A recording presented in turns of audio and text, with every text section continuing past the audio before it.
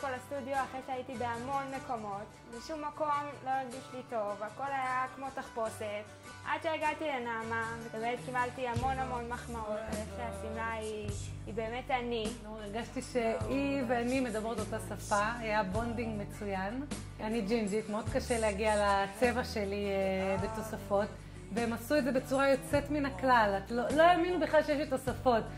הייתי כבר בהיריון, אז גם המידות שלי פתאום השתנו. היו עוד תיקונים ועוד תיקונים, ואני פשוט גדלתי. אבל זה היה מושלם ובאמת כיף, חוויה. אני רוצה שלכולם יהיה חוויה כמו שלי, פשוט פיקס.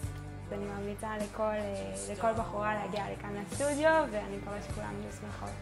And I don't want the world to see me, 'cause I don't